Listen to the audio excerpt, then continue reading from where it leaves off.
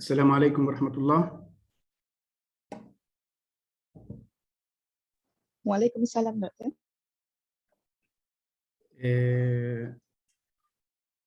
Let us start by lecture by citing الفاتحة أم الكتاب.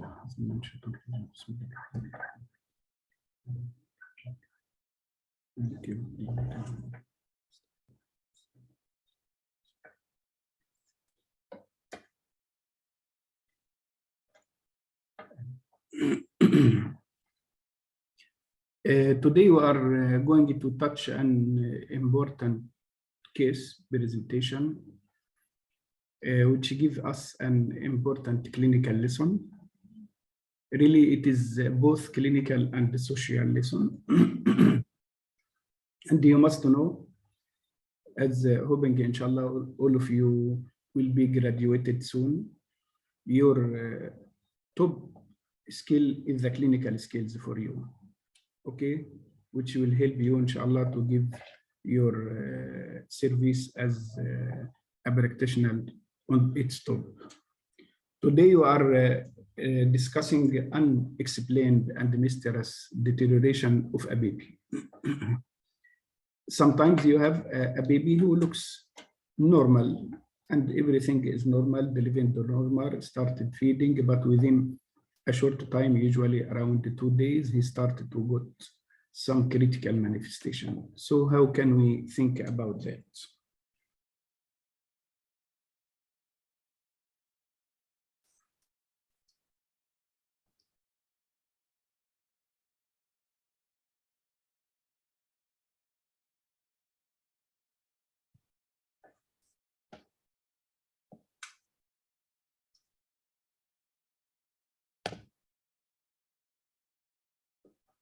Now we are going to speak about O2C is one disease of the urea cycle defects known as Ornithine Transcarbamylas. Okay, it is a very important presentation which give all of us how to handle this one. Remember, this is the urea cycle, which are very important to help us to, number one, diagnose, and the number two, to come to the diagnosis, which disease is it. Outlines today will be introduction about the inborn errors of metabolism. And then we are going to present one case of Ornithine Transcarbamylas, concentrating on its clinical features, diagnosis, and management. And then we are going to give a conclusion about the importance of this lesson. Congenital metabolic disorders known as inborn errors of metabolism. It results from either absence or abnormality of an enzyme or its cofactor. So if there is one enzyme is deficient or abnormal, or its cofactor, leading to either accumulation or deficiency of a specific metabolism, like increase accumulation, like phenylketonuria. There is increase phenylketonuria. Other one, there is deficit in some metabolites which can cause diseases. The traditional classification of inborn errors of metabolism, okay, there is abnormality in the phosphoglycerate kinase or phosphoglycerate mutase, which can affect the normal pathway of the metabolism in the body. Most of these disorders are transmitted as autosomal recessive, but this case which you are going to present today is an X-linked recessive. The possibility of inborn errors of metabolism should be considered, and please, I need to put this one in your memory, okay? The inborn errors of metabolism, IEM, should be considered in infant or children who present with unexplained and mysterious deterioration with any of the clinical or laboratory findings of metabolic disease, which we are going to present. So please, if you find child got unexplained and mysterious deterioration, you must put in your differential diagnosis IEM. This is some cases about the incidence or epidemiology of inborn errors of metabolism. It is less than 1.100,000 for every case. But when considered collectively, because we have more than 500 types of inborn errors of metabolism, it will come to about 1 in 800 or slightly less. Just this is the presentation of the population with this one. We can find the amino acid disorder on the top, lysosomal storage disease, phenylketonuria, organic acidemia, paroxysmal disorder, mitochondrial disease, glycogen storage disease, urea cycle defect, paroxysmal disorder. All these are present. It looks for you a bit difficult, but if you come back to your basic clinical, the basis of clinical of medicine, you will find it very simple, inshallah, to understand. The presentation of this inborn errors of metabolism, okay, it will present early in life, most of the cases, but some cases can have a late onset until adulthood, okay? So in the infant or newly delivered baby, we can, most of the presentation will be acute metabolic encephalopathy. This encephalopathy, of course, can be accompanied by dysfunction like coma, persistent vomiting, convulsion, like this, okay? Number two is persistent vomiting in the infant with no clear explanation. So you must take care. Is it just food, milk intolerance, or it is inborn errors of metabolism? Presence of severe metabolic acidosis, especially with increased anion gap, should also alert us. Hypoglycemia is an important one. Even jaundice and other evidence of liver dysfunction, it must alert us that it can be IAM. Hepatomegaly, okay, is one. Coarse facial features are important, especially if accompanied by hepatosplenomegaly or skeletal abnormalities, like many cases of mucopolysaccharidosis. Okay, if there is cerebral palsy, but we cannot find the cause, we must also rule out the inborn errors. Abnormal body odor, which is a very, very important, like maple syrup, urine disease, you will smell some odor from the baby excretions and like that. Unrecognized cause of intellectual disability also can be present with acidosis or renal problem. For all this must alert us in the differential diagnosis. Most of the time, as we know, we must rule out first the common cases like sepsis or other anomalies. Today we are going to present an important case really and an important lesson. This is the baby of Mrs. AA.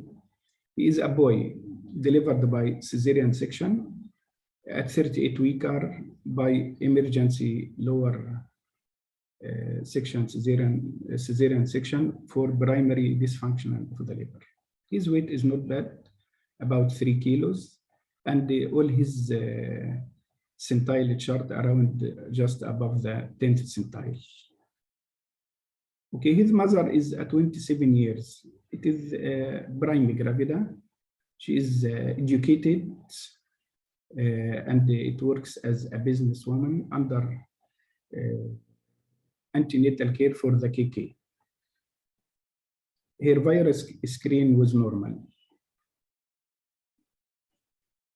But her background was that she has only overweight. BMI is 28.3. She has gestational diabetes mellitus, already on metformin tablet, 500 BD with good glycemic control. She has GPS positive and given already ampicillin fully covered. There is history also of indeterminate antepartum hemorrhage, 2 times at 26 and 28. They found that the placenta covering the os with all the calcification, but no more vaginal bleeding after that. So she went for emergency CS in view of primary dysfunction, completely other indications that we speak about before. The CTG was normal. And we can see after the patient to go for emergency CS, attend the baby by ONG, the baby completely normal, cried immediately, he's a vigorous. Okay, they did for him initial steps. I already give you during NRB the initial steps, and he didn't need any active resuscitation. So he was given Apgar score, which is 10 and 9 and 10 at 1 and 5 minutes.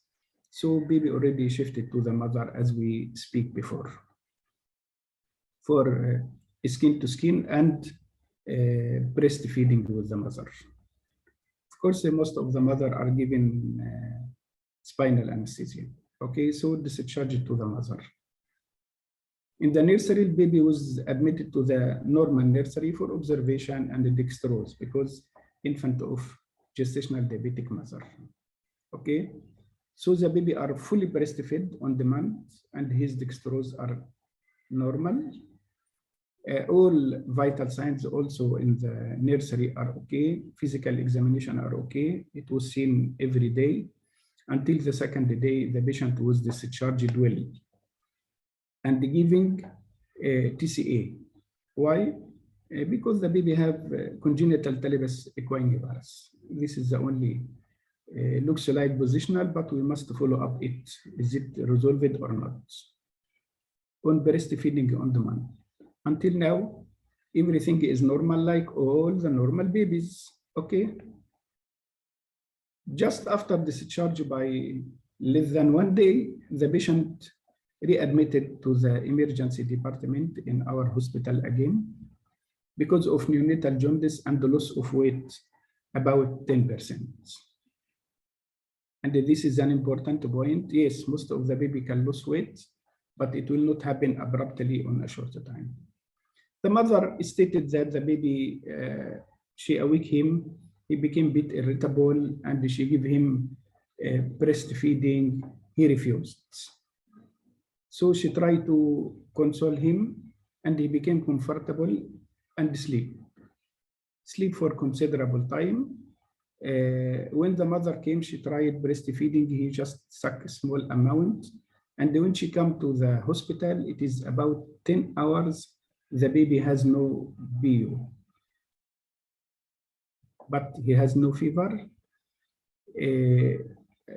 Unfortunately, the mother do 2 medical checkups before come to our hospital. The first one, she went to the KK for checking of serum bilirubin because he looks jaundice.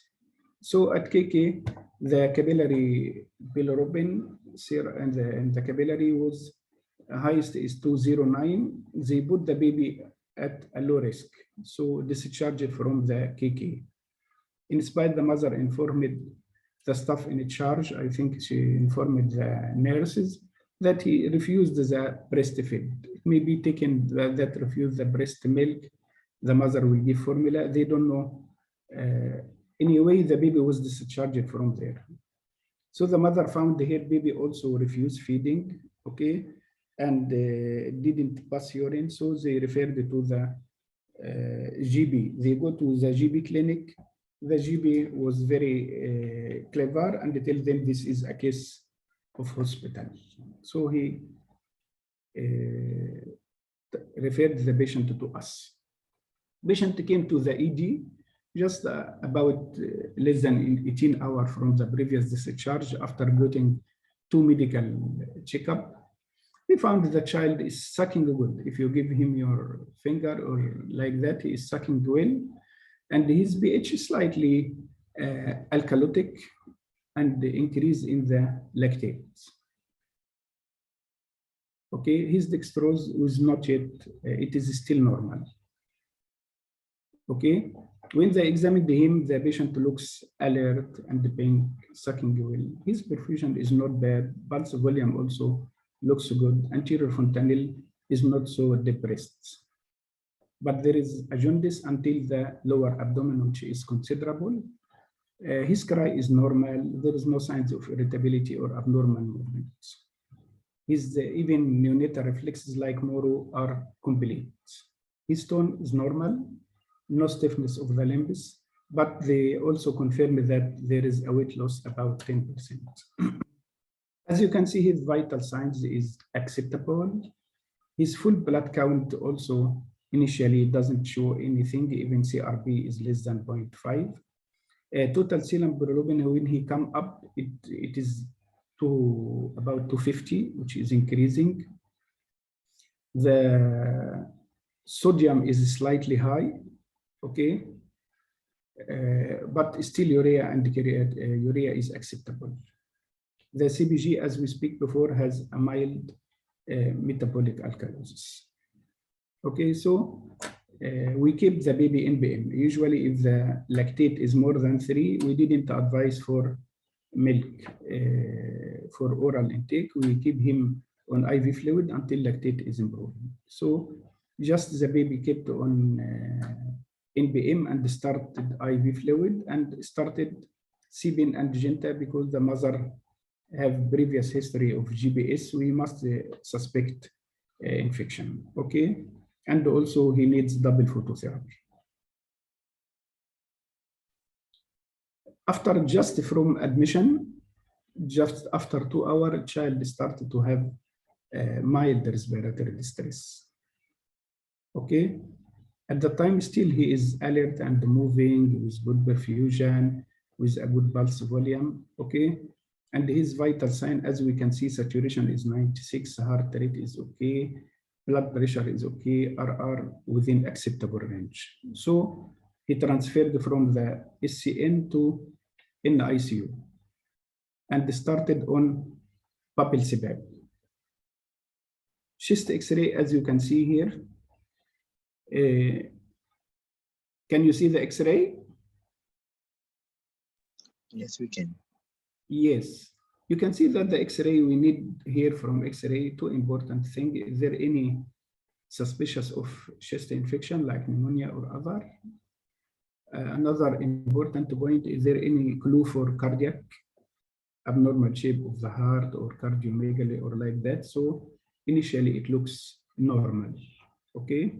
Also the forelimb blood pressure and the other looks normal, okay? We asked for ECG also, which came normal.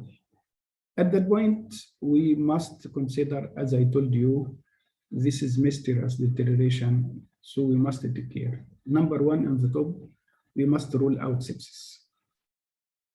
Okay, number two, is it a cardiac or not? Number three, is there any metabolic disease or not? As you can see, the serum ammonia, when collected, it came, the first one, 2,686. And repeated after 6 hours, 2,854. What is the normal for ammonia? Less than 50. Less than 50. You see how much, and if ammonia more than 150, it is considered as a clinical emergency. So at that point, the patient noticed the cyanosed and the apneic and the desaturation, okay, and the heart rate started to be slow. So directly intubated and connected to mechanical ventilator, BCAC with volume guarantee. So he's once intubated, everything is okay. Why? Because the problem is not in the lung. So the heart rate is normal, blood pressure is normal, saturation is 100%, even the baby is not sedated, okay? Needed for any support, his pulse started to be slightly feeble with capillary fill time increased, which is 3 seconds. Blood gas also is done, but the important thing is that the ammonia came very high, the first ammonia. So at that point, we came to the conclusion, this is inborn errors of metabolism presented with hyperammonia. I forget to tell you that the patient developed some convulsion. So there is neonatal seizure secondary to the hyperammonia. The most common cause is the urea cycle defect with hyperammonia. At that point, the oncology specialist asked for the parents. Please call the parent. We need two important things. We need to put squeeze for any abnormal history of the family. At the same time, we need to update them about the situation. Your child has suspicious of this inborn errors of metabolism. Really, the mother is very decent woman and she is educated. I think she was working as a teacher and then go for business. On direct question to the mother, we must ask about 3 things. Is there any early neonatal death or cerebral palsy child? Is there any history of inborn errors of metabolism or hereditary disease or not? Once we asked, they said yes. What is this, mom? There is 2 relatives of her. Number 1, the patient cousins from maternal side, her second child and her sister. The second child of her came with the same scenario. He needed intubation on the second day, and he was intubated in HKL, and he is passed away from 7 days. Okay, another mother's eldest brother, and her brother, but this one around 38 weeks before, also pass away on day 7 while he is in formula feeding, and they don't know what is the cause. But when her sister go to the HKL, the medical record from the family came as confirmed OTC, Ornithine Transcarbamylas. The mother didn't mention why. So I asked her directly, why, mom, you didn't inform us? She said that this is my first baby. And really my sister, after death of her child, they give her appointment to the HKL and tell her, you must follow us with us. Otherwise, your child can repeat the same scenario. So please, once you became pregnant, you came. So she refused. And then she stay and follow up like she is doing before, go to KK and like that. And she delivered to 2 baby, he is normal.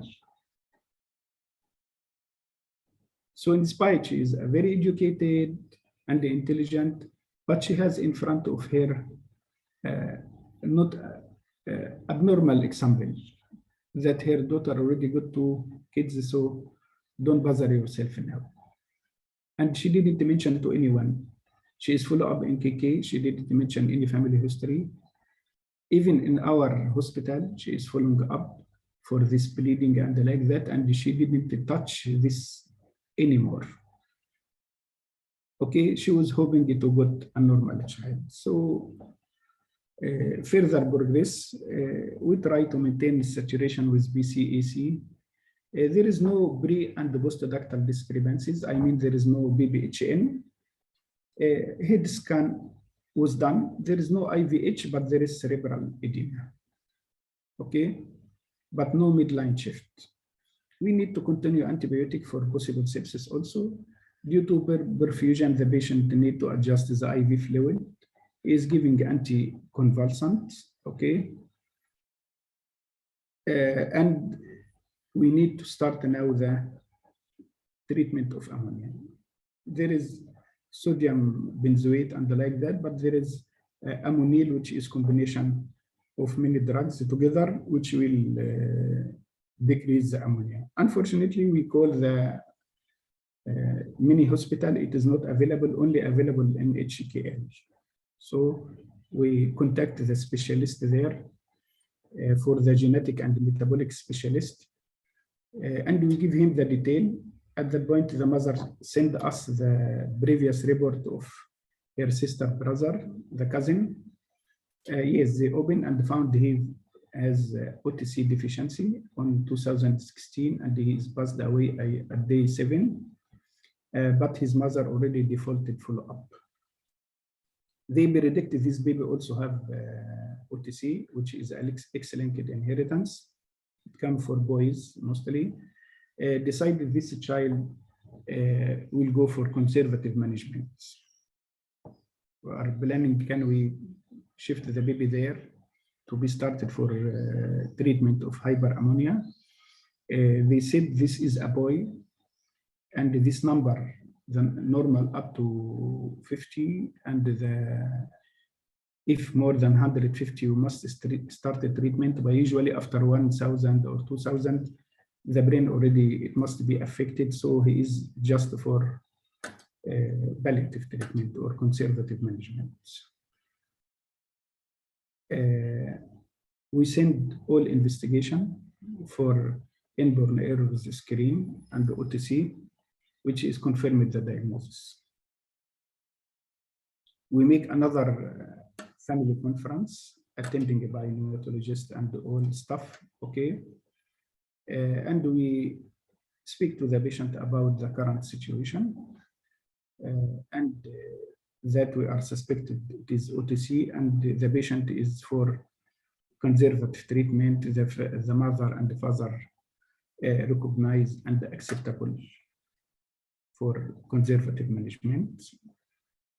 Really, the patient deteriorates, and we came to the point end of life. Okay, the parent stayed beside the baby, and we give the baby to the mother to nursing and cuddling under cardiac monitoring until the baby got. His pupils are dilated with no spontaneous breathing. Okay, so pronounced this, and the cause is inborn error metabolism, which is ornithine transcarbamylase with hyperammonia. It is sad presentation in this early morning, but just to see his ammonia is 2000 plus 2006, and repeated it is increasing. We sent the inborn errors of metabolism study, which saw marked elevation of the alanine, okay, glutamic acid, and the mild elevation of glycine, methionine, and the tyrosine, indicated with hyperammonia and the lactic acidosis ornithine transcarbamylase. When we come to the plasma amino acid, also the profile suggestive of urea cycle defect, most probably OTC. Okay, with liver dysfunction. Urine organic acid, marked elevation of the glutamic and the alanine, okay, with mild elevation of glycine and methionine and tyrosine, suggestive of hyperammonia. This all go with ornithine transcarbamylase. Even urine orotic acid, moderately elevated, okay, also consistent with this one. So this is the most important about the inborn errors of metabolism. Really, hoping inshallah our country will be more and more advanced. We have very nice medical service in the country, but some decision needs economic support. Most of the developed country, they are making inborn errors of metabolism for all babies. And they are defining it like in UK, they making like this heel break, they can test for 27 one.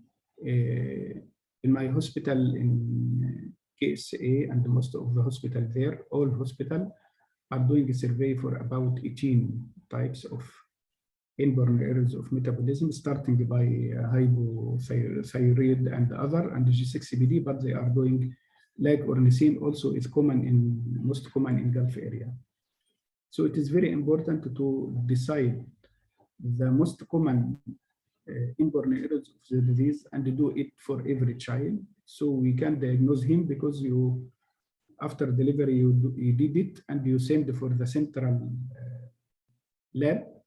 And once it is reactive, they will call us directly. Please, this child, either check him clinically, keep him under view, and send us another confirmatory sample, which is going rapidly, even within a few hours. This is an important lesson for us about the importance of screening in units. So what is the urea cycle defect? Is a metabolic pathway that transfers nitrogen to urea to be excreted from the body.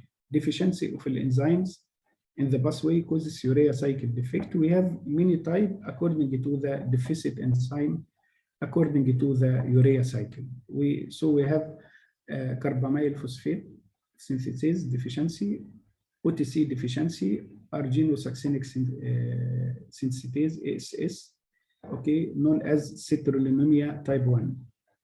Another, which is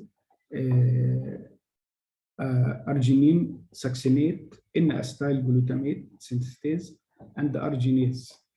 Most of the UCD are inherited as autosomal recessive, except OTC, which is inherited as X-linked. That's why the history now for 3 boys. All of you now remembering the urea cycle defect, how is our diet and its catabolism will go for ammonia and bicarbonate, and they go for this pathway for glutamate and acyl-CoA to give ornithine. So in every area, if there is block in the enzyme, there is accumulation of others. And accordingly, you can get which disease, which you need to revise it, which you get is this in your basic medical science. For ornithine, you must know that also the same pathway, but we have here ornithine transcarbamylase.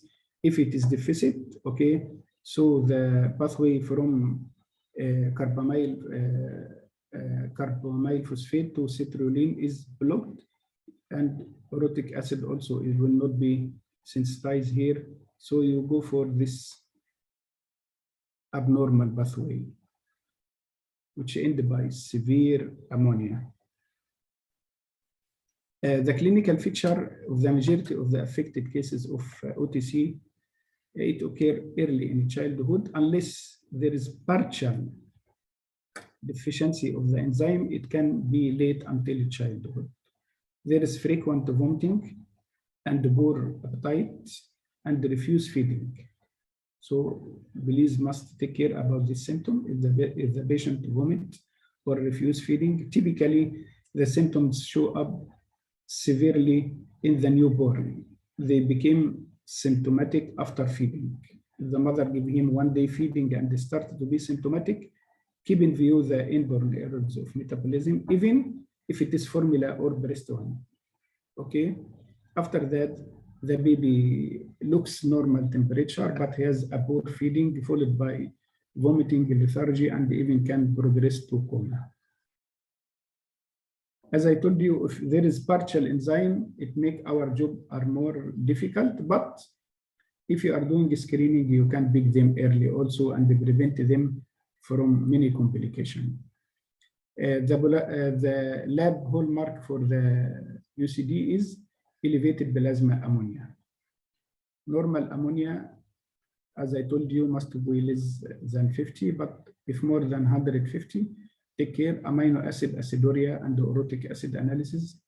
It is very important for enzymatic analysis also. Sometimes we may need to come liver biopsy if we need to confirm the type.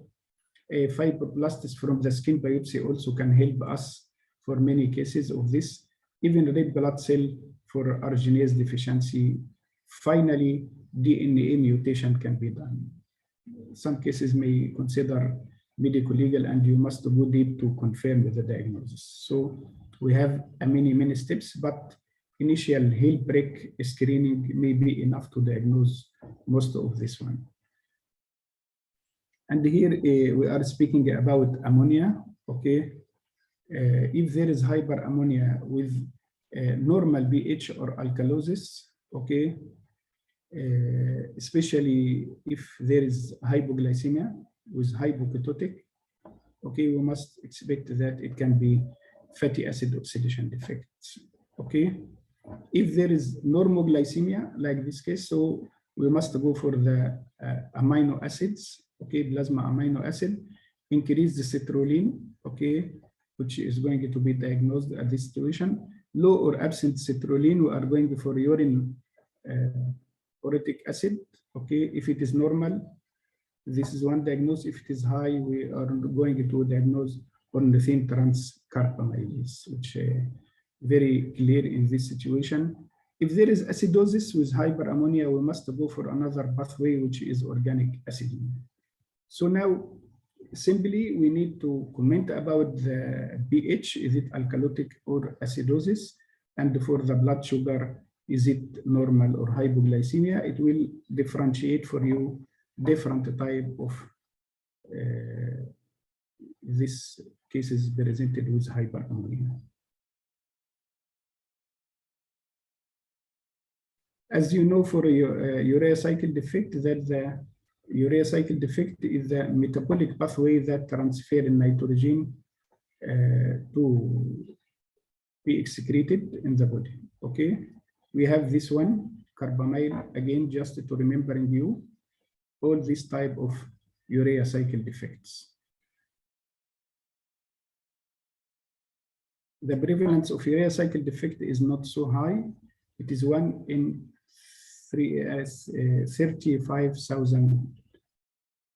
Okay, 2 of them presented in the neonatal period, and after that it is low, delayed presentation. And this is the same one to speak about hyperammonia. How to manage? You may ask, if now I suspect, I must start it, give the patient number 1 NPM. Okay, so optimum outcome of the children with any inborn errors of metabolism depend upon early recognition and the metabolic disease and evaluation and referral to the specialist center or keep in touch with them for consultation. Delay in the diagnosis may result in acute metabolic decompensation and progressive neurological injury or death. That is the point. As happened in this situation, delayed diagnosis, it will cause acute metabolic decompensation, progressive neurological injury or death. The initial approach for treatment consists of ABCD, as we are doing.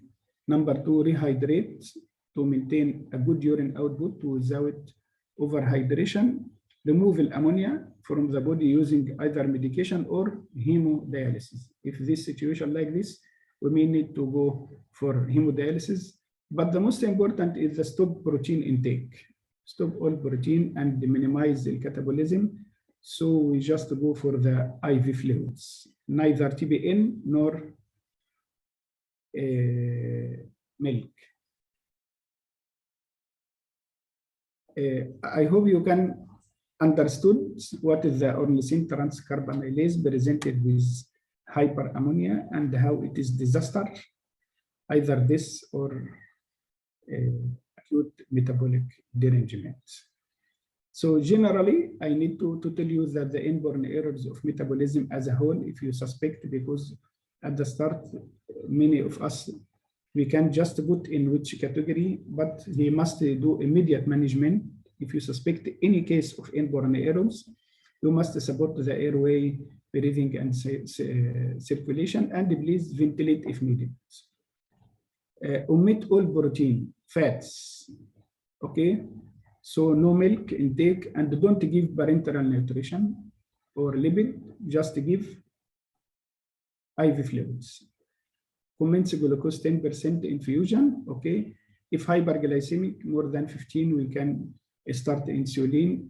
If hypertonic glucose needed, very important, and remember this, if you need to give dextrose concentration more than 10%, you cannot put it in peripheral line. You must go for central line, either UVC or BICC, okay? You must correct the dehydration and the acid-base balance, okay? You must control the seizure as happened with us. When stable and appropriate, consider the transfer to tertiary center, or usually they will send you the specific formula for this one, which is very expensive. Sometimes the one can of special formula around 400 ringgit, one can. And they will send to the KK or to the hospital, and the patient will get it from there. It is available, but the most important is to suspicious and the diagnosis of this one. Of course, every inborn errors of metabolism has its specific management. So this one is immediate and general.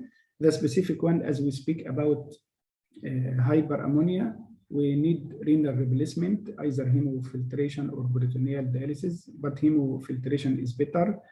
Sodium benzoate or sodium phenyl butyrate, which are known as ammonial combination together, L-arginine and like that, or can affect. If another, like organic acidemia, we have different treatment with fatty acid oxidation, we must prolong it fasting and like that, lactic. So every disease, which as I told you, it is a very, very big number, has its own. That's why to be in link with the specialist in metabolic disease, please. I hope we got that important lesson. Number one, medical lesson. If unexpected, mysterious deterioration of a baby, please take care and put the inborn errors of metabolism in your minds. Try to send the inborn error of metabolism screening for any suspicion. Send it early. Unfortunately, the family may need to pay for that, but it is very important, okay? Another important thing, which you know your role in practicing medicine. You must have a good relation to the family. Give them time to tell you if they are there is something, because if we are rush, we can miss an important point through the history. Okay, so please always try to ask about the history if the patient especially became deteriorated. But even during follow-up, if you are ONG, if you are a pediatrician, you must try to squeeze the knowledge of the family. Is there any abnormal family history? Do you have another baby with this problem in the family, which are very important. The second thing, we must have a good relation with the family, and sometimes we need not to excuse, we need to accept their bad situation. I mean, the mother doesn't inform anyone, neither the ONG, neither the clinic, neither the KK, neither the GGB, which is until it came to us, and we also the one who asked. They didn't offer any knowledge when they know until we go and meet the parents. We must be a bit supportive because they have another trial. Her brother, her sister already neglected or dropped follow-up, and she got a good babies, 2 babies. So it is like fitna. Why not try? But the trial here are very expensive. And remember that treatment with early fasting and starting the IV fluid and the control glucose, as we said, are the top important in helping to prevent severe ammoniacal encephalopathy. Thank you. And now it's your turn if you need to ask me any question.